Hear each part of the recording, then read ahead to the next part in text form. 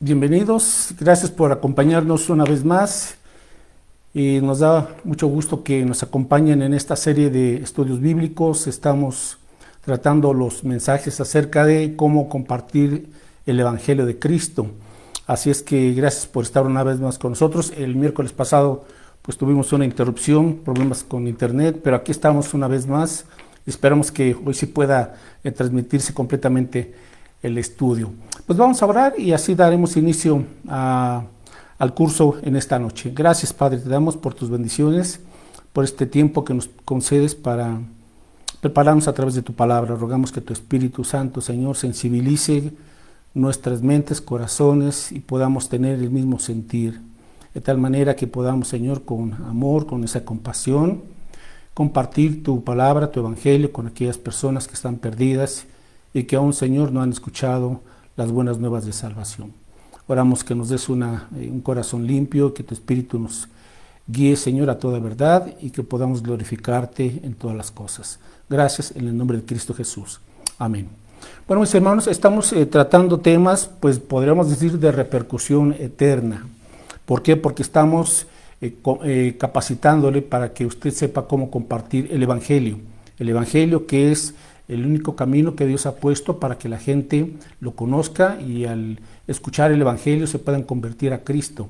Recuerde que solamente hay dos destinos eternos que nos marca la Biblia, el cielo o el infierno, y ese destino dependerá de cada persona de acuerdo a la decisión y si rechaza o recibe a Cristo aquí estando en vida. No hay una segunda oportunidad una vez que alguien muere. La única oportunidad que tenemos para reconciliarnos con Dios es aquí en este tiempo, en este momento en vida. Así es que estos temas son importantísimos. A veces la iglesia podemos pues tener tantísimas actividades o tantísimas cosas buenas, ¿verdad? O enseñanzas, pero nos olvidamos del asunto principal, que es guiar a la gente a los pies de Cristo, compartirles la palabra para que se salven, ¿verdad?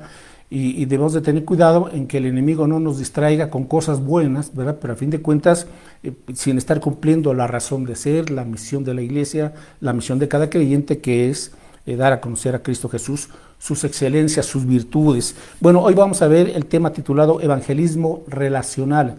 Evangelismo Relacional, invierta e invite. Voy a explicar qué significa esto de invierta e invite. Cuando vamos a la Biblia nos encontramos con que hay varios estilos o varias formas de evangelizar, no hay una sola manera, hay varias formas de compartir de Cristo y a algunos le han llamado, por ejemplo, el evangelismo confrontacional o directo, cuando usted puede ir a tocar puertas, ¿verdad? Y sin conocer a alguien, inmediatamente, bueno, pues le aborda, le da un folleto, un evangelio y le procura compartir el plan de salvación. O en un deportivo, en un mercado, en una plaza, a gente que normalmente no conocemos, pues nos acercamos a ellos, les saludamos y les damos un folleto, etcétera, ¿verdad? Pero con el propósito de presentarles el evangelio. Bueno, otra forma de testificar de Cristo puede ser a través del servicio, a través de buenas obras, ¿verdad? Y después de servirles, pues también buscar la oportunidad para enseñarles el mensaje de salvación. Otra manera de evangelizar puede ser compartiendo nuestro testimonio de conversión, cómo era nuestra vida antes de conocer a Cristo, cómo conocimos a Cristo y cómo es ahora nuestra vida que está siendo transformada por el poder del Señor. Podemos usar cursos bíblicos, podemos usar actividades evangelísticas dentro o fuera del templo, pero hay diversas formas para dar testimonio. Pero en esta noche nos vamos a enfocar en lo que es el evangelismo relacional, es decir, las relaciones humanas, las relaciones con las personas que nos rodean. Pero en primer lugar vamos a entender algo, mis hermanos, en el libro de Jonás, en el Antiguo Testamento, por favor, Jonás capítulo 2, versículo 9, de hecho, pues Jonás había sido mandado por el Señor para evangelizar, para compartirles la palabra a los ninivitas, pero él se rehusó hasta que a fin de cuentas el Señor tuvo que usar a una ballena para tragarle y tenerlo ahí en el vientre y después vomitarlo en la playa hasta que por fin Jonás pudo entender su llamamiento y lo aceptó, quizás a regañadientes, pero lo tuvo que hacer, ¿verdad? En Jonás 2, en el versículo número 9, está haciendo esta oración pidiendo salvación a Dios, ¿verdad?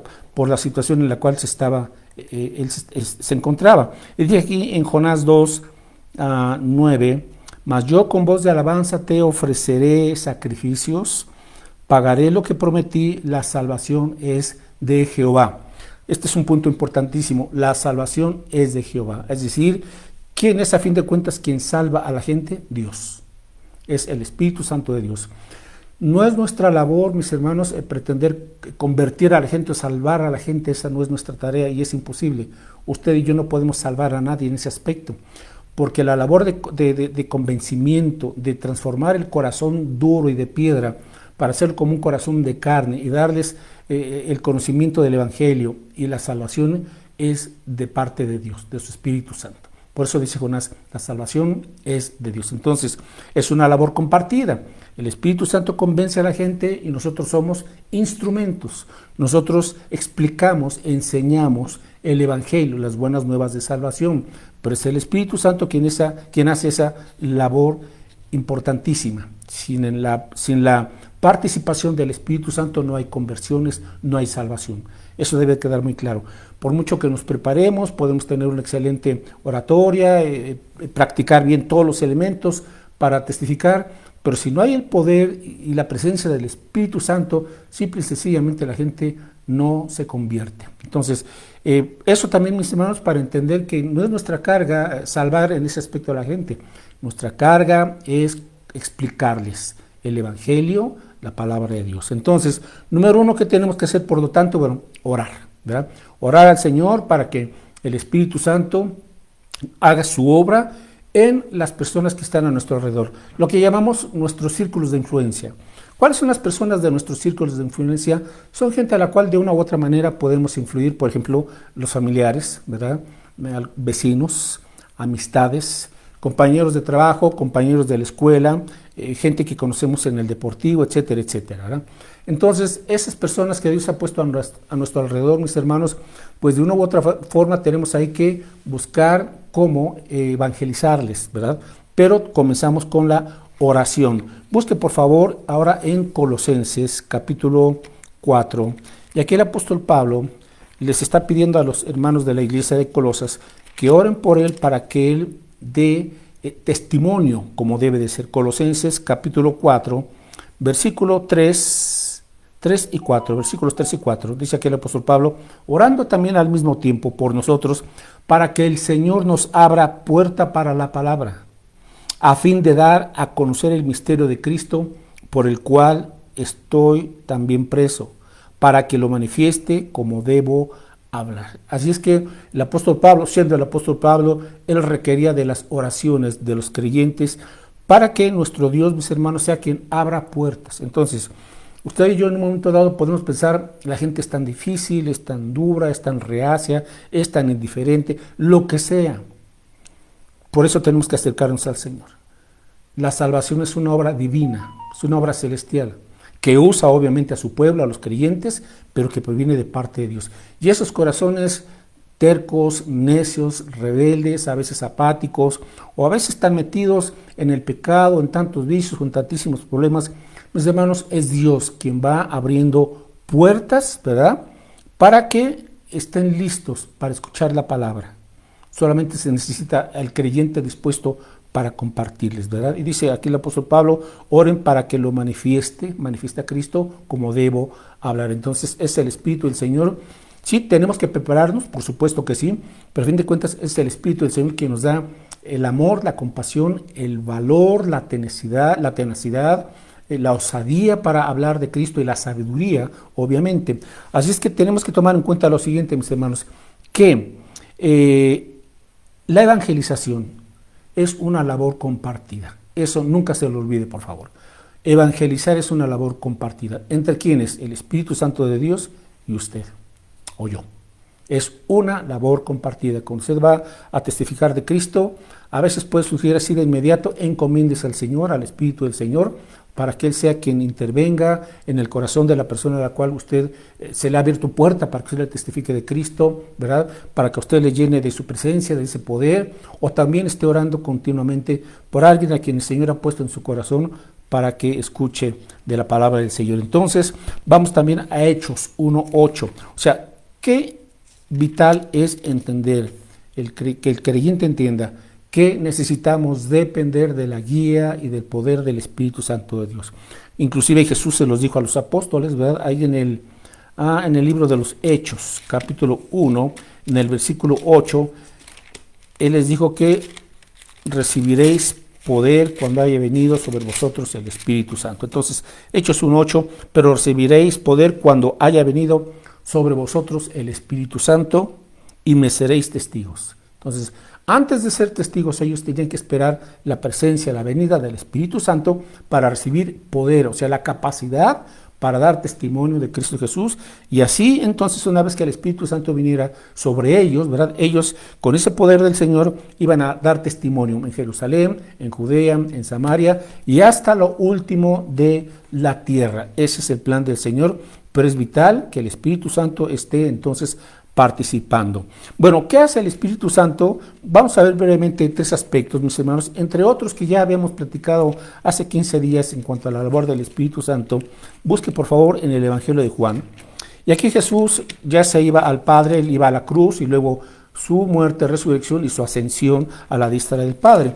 Pero Jesús les dice, no los voy a dejar solos, voy a enviarles al Consolador. ¿Y quién es el Consolador? El Espíritu Santo. ¿Por qué se le llama así? Porque Él es el que da consuelo, fortaleza, vigor al creyente. De manera, mis hermanos, que estamos ante una labor, se puede decir, titánica e imposible, el que la gente crea en alguien que murió y que dice que resucitó, que es Cristo. Por eso la labor del Espíritu Santo es convencer a la gente y darles también esa fe para que puedan ser guiados a los pies de Cristo. Bueno, Juan capítulo 16, versículos 8, dice aquí Jesús a sus discípulos, y cuando Él venga, o sea el Espíritu Santo, convencerá al mundo de pecado, de justicia y de juicio, de pecado por cuanto no creen en mí, de justicia por cuanto voy al Padre y no me veréis más, y de juicio por cuanto el príncipe de este mundo ha sido ya juzgado. Entonces, dice el Señor Jesucristo, cuando venga el Espíritu Santo, Él se va a estar encargando de, en primer lugar, convencer al mundo de pecado. Es decir, el Espíritu Santo, mientras estamos nosotros dando testimonio de Cristo, o quizás una persona cuando está leyendo la Biblia, el Espíritu Santo también puede actuar, aunque normalmente lo hace obviamente a través de su pueblo, de creyentes, ¿verdad? Entonces el Espíritu Santo convencerá a la gente de su pecado. ¿Cuál es su pecado principal? Su incredulidad. Su incredulidad, porque mucha gente no cree en Cristo como el Señor y Salvador, creen en Él a su manera o como piensan, ¿verdad? Pero no creen en Él como lo muestra la Biblia. Cuando el Espíritu Santo viene a una persona en el respecto de estarle convenciendo, pues les va a convencer de su rebeldía y de que necesitan a un Salvador, que es Cristo Jesús. El Espíritu Santo les hace conscientes del pecado de incredulidad y así ellos ven su necesidad de Cristo. A veces no queremos hablar o tratar el tema del pecado, pero si la gente no es convencida de pecado, entonces la gente va a decir, ¿para qué necesito un Salvador? Entonces el Espíritu Santo les guía y les enseña a través también de lo que le estamos compartiendo, que el pecado es desobediencia al Señor, es quebrantar sus mandamientos, que el pecado es como una cadena de esclavitud, ¿sí?, que ata a la gente. Entonces, cuando la gente se va dando cuenta de eso, va viendo la necesidad y la importancia del sacrificio de Cristo, de su muerte, de su resurrección y de la importancia también de rendirse a Él. Dice que convencerá de justicia, ¿verdad? ¿Por qué? Porque el único justo es Cristo. Él es el único que ha vivido una vida perfecta, que ha hecho siempre la voluntad del Padre. Entonces, el Espíritu Santo les mostrará que hay un único mediador entre Dios y los hombres, que es Jesucristo el justo. Y también el Espíritu Santo les convencerá de que necesitamos la justicia de Cristo. ¿Y qué es la justicia de Cristo?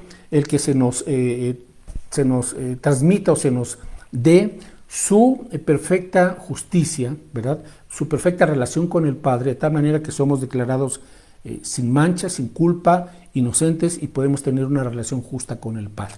Los convencerá de esa justicia que proviene solamente a través de Cristo Jesús.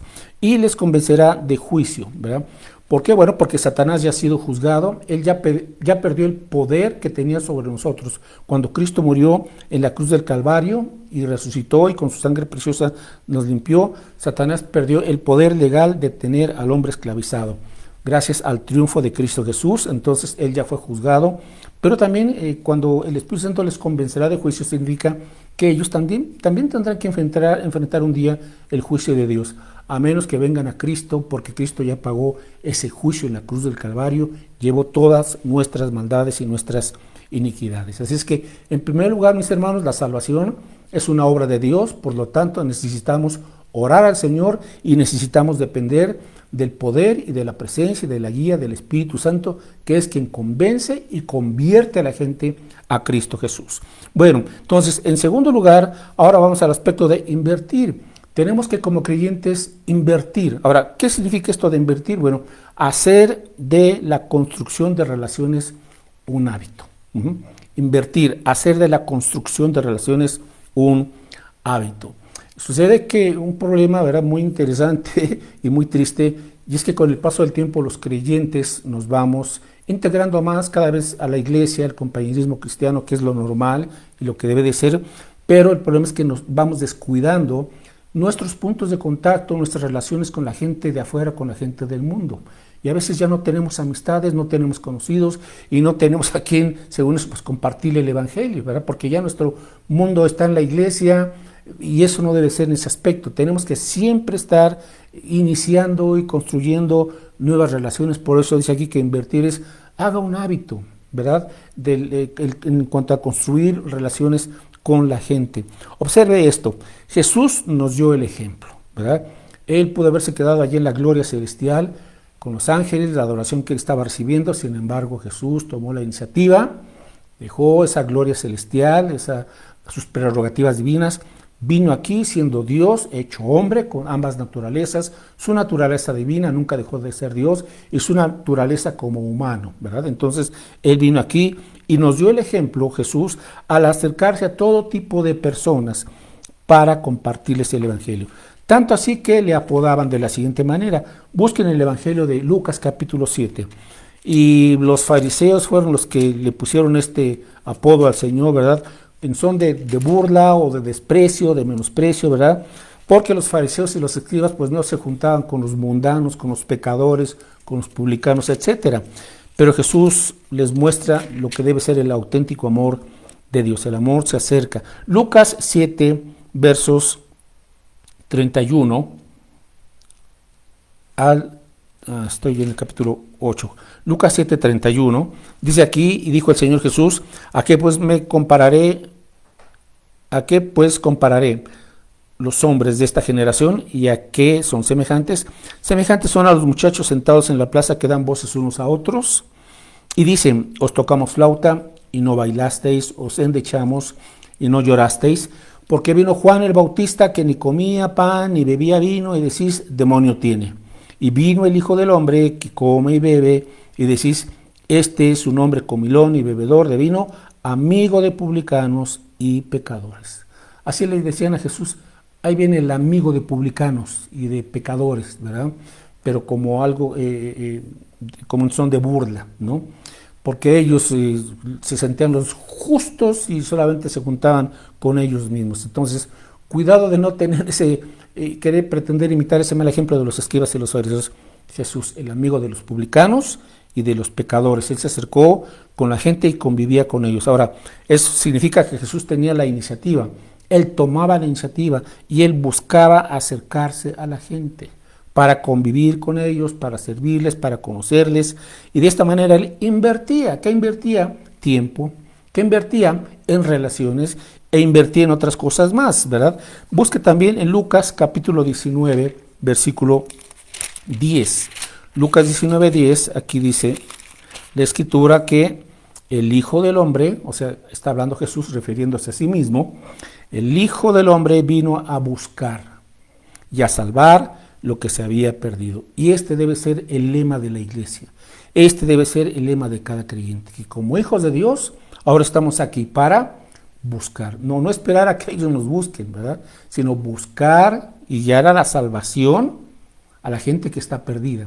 Toda persona que ha rechazado a Cristo está perdida, aunque tenga 20 religiones, aunque tenga una gran moral, una gran ética, aunque realice muchas buenas obras, si no está Cristo gobernando en su vida y le ha pedido perdón para que a través de su sangre nuestro Señor Jesucristo le limpie y le perdone, esa persona está perdida. Entonces Jesús vino a buscar y a salvar. Así es que tenemos que entender esto como creyentes, mis hermanos. A veces hemos tomado un papel muy pasivo, lamentablemente, un papel de simple y sencillamente estarnos muy quietos, sentados, ¿verdad? Y sin mayor acción. Y esto no le agrada al Señor, ¿verdad? Porque hemos sido llamados para tener esa iniciativa. Por eso es el poder del Espíritu Santo que nos mueve. El amor de Cristo nos impulsa para ir a la gente. Observe esto, Jesús atendió a las personas en sus necesidades, en sus miedos y en sus problemas. Nos acordamos en Juan 3, cuando era de noche, y se acercó un líder judío religioso llamado Nicodemo, y él pues obviamente tenía pena de sus compañeros, ¿verdad? Por eso se acerca de noche, pero busca a Jesús, tenía interés, había visto en Jesús algo tan diferente de la gente religiosa y del liderazgo religioso de su tiempo. Y Jesús le escucha, y Jesús platica con él, y Jesús entonces le explica la necesidad de que este gran religioso tenía que nacer de nuevo, nacer de lo alto, nacer del Espíritu, ¿verdad? Para poder ser salvo. No era suficiente ser judío, no era suficiente tener un alto puesto en la jerarquía religiosa de los judíos, de la sinagoga. Necesitas volver a nacer, le dijo Jesús a Nicodemo, pero él escuchó, le explicó, estuvo con él en la noche. Jesús se acercó a los que todos despreciaban. Cuando usted va al capítulo 4 del Evangelio de Juan, vemos que hay un pozo y está la mujer samaritana y está ahí Jesús, y los samaritanos eran despreciados y aborrecidos por los judíos, y menos siendo una mujer. Sin embargo, Jesús, ¿verdad?, aprovecha ese momento y le explica el mensaje de salvación a esta mujer samaritana, y ella cree en Cristo, ¿verdad? Jesús iba a donde estaban los que no se podían mover, como fue el caso en Juan 5.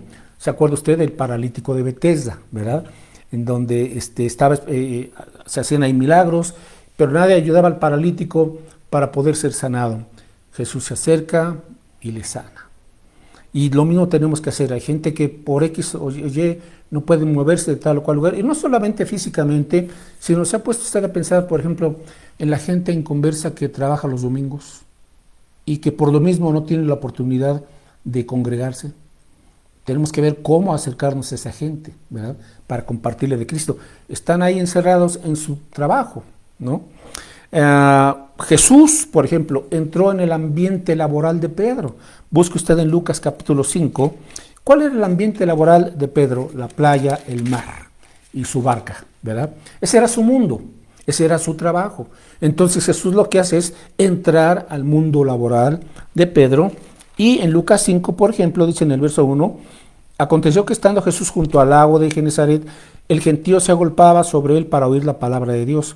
Y vio dos barcas que estaban cerca de la orilla del lago, y los pescadores, habiendo descendido de ellas, lavaban sus redes, y entrando en una de aquellas barcas, la cual era de Simón Pedro, le rogó que la apartase de tierra un poco, y sentándose enseñaba desde la barca a la multitud. Cuando terminó de hablar, dijo a Simón: boga mar adentro y echad vuestras redes para pescar. Respondiendo Simón le dijo: Maestro, toda la noche hemos estado trabajando y nada hemos pescado, mas en tu palabra echaré la red. Y habiéndolo hecho, encerraron gran cantidad de peces y su red se rompía. Entonces hicieron señas a los compañeros que estaban en la otra barca para que viniesen a ayudarles, y vinieron y llenaron ambas barcas de tal manera que se hundían. ¿Qué le parece? Jesús entra al mundo de Pedro y lo invita también para que él comience a pescar, ¿verdad? Obviamente dice Pedro: Señor, pues toda la noche hemos pescado y nada, no ha habido aquí ningún resultado, pero en tu palabra echaré la red. Y aquí, mis hermanos, está la clave. A veces nosotros nos desanimamos, nos desilusionamos, quizás porque invitamos y comenzamos a hablarle a alguien y nos cambió la plática, o alguien ya no quiso saber más, o nos dejó, lo que sea. Estamos desanimados, pero nos dice el Señor: boga mar adentro, o sea, adelante, echa tus redes. Ahora, mis hermanos, si no echamos las redes para pescar, nunca vamos a tener ningún pez, ningún pescado, ¿verdad? Las redes que se llenan de peces son aquellas que se lanzan. Si las tenemos ahí todas guardaditas, bien dobladitas y están en la barca, ahí no van a hacer nada. Entonces el creyente tiene que entender esto. Señor, si tú quieres bendecirme, quieres que yo lleve fruto, ¿verdad? Entonces yo tengo que moverme y en tu palabra, ¿verdad? Echaré la red. Es decir, en tu palabra compartiré el evangelio. Los resultados los da Dios, mis hermanos. Él es quien da las conversiones. Él es quien salva las almas. Usted y yo tenemos que obedecer al Señor. En tu palabra, Padre Santo, echaré las redes, ¿verdad? Así es que un cristiano que se aísla no alcanzará a nadie para Cristo. Un cristiano que está solamente en un activismo religioso dentro, pero descuida las almas, no va a alcanzar gente para Cristo. Entonces tenemos que entender eso, ¿verdad? No podemos tampoco poner como pretexto o justificar, pues yo estoy aquí muy ocupado en las actividades de la iglesia. No, a ver, un momentito, ¿verdad? Qué bueno que apoye, qué bueno que dirija, qué bueno que ayude, pero eso es una labor secundaria, no menos importante, secundaria, porque también es para la obra del Señor, pero lo primordial, lo principal y la razón de ser es que los creyentes, antes que nada, seamos pescadores de hombres, ¿verdad? Después estaremos usando los dones que Dios nos da. Bueno, continuamos. Invertir, para invertir en esas relaciones con la gente, pues vamos a algunos aspectos muy obvios. Busquen Filipenses capítulo 4, Filipenses 4:4. Invertir a la gente, en la gente. Y aquí el apóstol Pablo nos dice: regocijaos en el Señor siempre. Otra vez digo, regocijaos. Vuestra gentileza sea conocida de todos los hombres, el Señor está cerca. Bueno, para invertir, mis hermanos, en esas relaciones con los demás, pues tenemos que mostrar amor, tenemos que ser amables, tenemos que ser amables. Usted lo sabe muy bien, es rara la gente que es amable, ¿verdad? Hoy la gente está muy ansiosa, muy molesta, muy enojada, con muchísimas situaciones de conflictos internos, ¿verdad? Y así está ahorita la mayoría de la gente por toda la problemática mundial, pero también obviamente por su propio pecado, en fin, porque no conocen el amor de Dios. Pero el creyente, aquí nos dice Pablo, en primer lugar, a ver, hermanos, regocíjense en el Señor, gócense en el Señor. Esa es la clave. Si estoy bien con mi Señor, habrá gozo en mi vida. Y por ende, dice entonces, vuestra gentileza. Un creyente que está con el gozo y con la paz del Señor, pues tiene que ser amable y gentil con los demás, mis hermanos. Gentiles y amables. ¿Qué tan gentil y amable es usted con la gente que le rodea? Y dice el apóstol Pablo aquí unas palabras de ánimo. Vuestra gentileza sea conocida de todos los hombres. El Señor está cerca. Eso significa dos cosas. ¿Por qué ser gentiles y por qué estar dando testimonio? Porque el Señor está cerca. Él te está guiando para que compartas. Y en segundo lugar también significa la venida del Señor está cerca. Entonces, más que nunca, apresurémonos a compartir el Evangelio. Tenemos que tomar la iniciativa, acercarnos a la gente, ser intencionales. Y detalles, mis hermanos, para invertir en la gente: saludar, sonreírles, platicar, escuchar, cultivar amistades, convivir. Aunque usted o yo seamos introvertidos, algunos seamos introvertidos, tenemos que superar eso, mis hermanos, y no podemos poner como pretexto, pues es que yo soy así y pues me da pena y pues no, nada, ¿verdad? Dice el apóstol Pablo que Dios no nos ha dado espíritu de temor, sino de poder, de amor y de dominio propio, ¿verdad? Según de Timoteo 1:6. Entonces no hay pretexto. A pesar de nuestro carácter, Dios nos usa, de nuestro temperamento. Recuerde usted que los apóstoles todos tenían temperamentos diferentes. Por ejemplo, a Pedro era muy sociable, sin embargo su hermano Andrés era todo lo contrario, era muy introvertido. Sin embargo, Pedro llegó al conocimiento de Cristo gracias a su hermano introvertido. ¿Qué le parece? ¿Ah? Así es que Dios usa todos los temperamentos. Aquí lo que tenemos que destacar es, más allá del temperamento que tengamos, dependemos del poder del Espíritu Santo de Dios. Amén. Bueno, ese es el asunto. Así es que tenemos que salir de nuestra zona de confort, mis hermanos, y acercarnos a la gente, dar pasos de fe. Y le voy a decir algo. Cuando usted da pasos de fe como Pedro, ¿verdad? En tu palabra echaré la red, mis hermanos, vamos a descubrir cosas que nunca nos habíamos imaginado. Y vendrán grandes sorpresas de parte de nuestro Dios y diremos, valió la pena tomar ese riesgo de fe. Así es que si nos paralizamos y nunca hacemos nada, nunca obtendremos nada. Así es que aquí está. Y en tercer lugar, ya antes de concluir, además de orar al Señor por la salvación de las personas y que el Espíritu Santo toque sus corazones y nos capacite. Número 2, tenemos que invertir en esas relaciones con las demás personas, ¿verdad? Finalmente tenemos que invitar. Invitar. Anímese a testificarle de Cristo. Ya hemos compartido en otros videos cómo explicar el Evangelio, cuál es el contenido del Evangelio, para que usted sepa de qué se trata. En 4 grandes puntos usted puede explicar las buenas nuevas de salvación, pero tenemos que, mis hermanos, entonces explicarles. Usted puede hacer un bosquejo, puede repetir buscar aquí en los videos el título del explica el Evangelio, o de qué se trata el mensaje del Evangelio, y haga usted un bosquejo con los versículos claves que usted considere, ¿verdad? Yo solamente le doy algunas ideas y usted puede hacerlo pues de acuerdo a la gente con la que usted va a tratar, y puede ser en cualquier lugar. En su casa, en la casa de usted, en la casa de esta persona, en un restaurante, en la escuela, en un deportivo, en el transporte, en la plaza. Hermanos, no hay límite para compartir el Evangelio. Explique con claridad el Evangelio, deje los resultados al Señor. Puede también invitarles, ¿verdad?, a la celebración dominical. Por ejemplo, el domingo pasado tuvimos el aniversario y gracias a Dios tuvimos un buen número de personas que nos visitaron por primera vez. Puede invitarles a algún evento, a un grupo de vida, a dar un evangelismo, un curso por videollamada. Y ahorita en este mes de diciembre, sobre todo, mis hermanos, que la gente también se pone un poquito más sensible por estas fechas, ¿verdad? Entonces, explíqueles el significado de la Navidad de manera sencilla y de manera bíblica. Explíqueles por qué vino Cristo, por qué Él vino a nacer, y ahí es una buena oportunidad para presentarles el Evangelio de nuestro Señor. Así es que podemos invitarles. Hay muchas formas, ¿verdad? Tenemos en la iglesia muchos materiales, ¿verdad? Están a su disposición para que usted también pueda compartirlos. Y cuando la gente se interese, pues déle seguimiento con algunas pláticas semanales o quincenales, déle seguimiento a esa gente que el Señor ya está sensibilizando. Aprópiese de esta promesa, y con esto concluyo. Juan, capítulo 15, aprópiese de esta promesa, porque esta es promesa del Señor y a esto nos llamó Dios, ¿verdad? El Señor Jesucristo. Juan capítulo 15, versículo 16.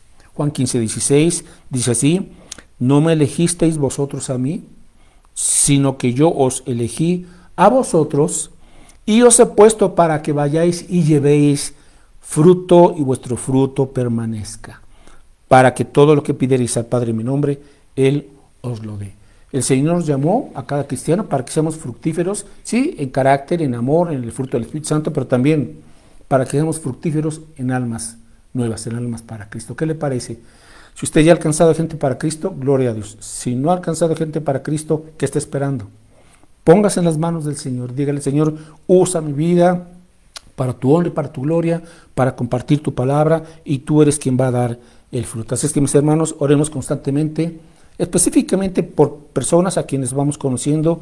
Oremos que el Señor nos abra puertas y estemos nosotros listos para invertir e invitar a la gente para que venga a experimentar las buenas nuevas de salvación.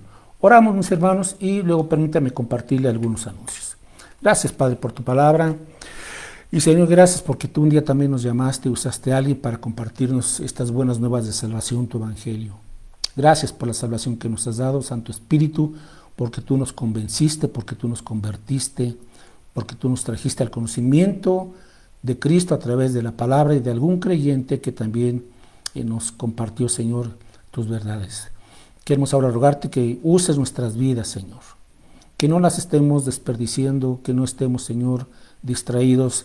Perdona y quita, Señor, cualquier apatía, cualquier temor, cualquier pecado, cualquier indiferencia, para que podamos entender que somos llamados para anunciar las virtudes de aquel que nos llamó de las tinieblas a su luz admirable, y hemos sido llamados, Señor, para anunciar estas excelencias de Cristo nuestro Señor y Salvador, en cuyo nombre te lo pedimos con acciones de gracias. Amén, Padre. Amén. Bueno, mis hermanos, pues solamente recordarles que los miércoles continuamos, yo creo, unos 2 miércoles más sobre el tema de cómo compartir el Evangelio. El próximo miércoles estaré compartiendo un tema muy interesante y muy útil, eso espero para su vida, sobre cómo tener el buen testimonio, ¿verdad? El buen testimonio en casa, porque eso también es otra parte indispensable. A veces no compartimos del Señor porque no hay un buen testimonio. Bueno, vamos a decirle cómo tener ese buen testimonio comenzando en casa. Miércoles 8 de la noche, y comparta estos mensajes. Estamos en Face y el día siguiente en YouTube. Bueno, el domingo estamos ya, bueno, los domingos ya estamos teniendo los cultos presenciales a las 12 del día y también en Facebook, así es que ahí le esperamos y seguimos aplicando las medidas sanitarias. Y finalmente, aparte por ahí, por favor, domingo 19 de diciembre, de este mes ya de diciembre, domingo 19, terminando el culto, vamos a tener la social navideña. Social navideña, domingo 19 de diciembre, vamos a tener piñatas, vamos a tener venta de antojitos y convivencia. Así es que aparte ese día, invite gente y mis hermanos, pues ahí nos vemos. Dios les bendiga, recibo un abrazo en nuestras oraciones y nos vemos primeramente Dios el domingo. Hasta luego.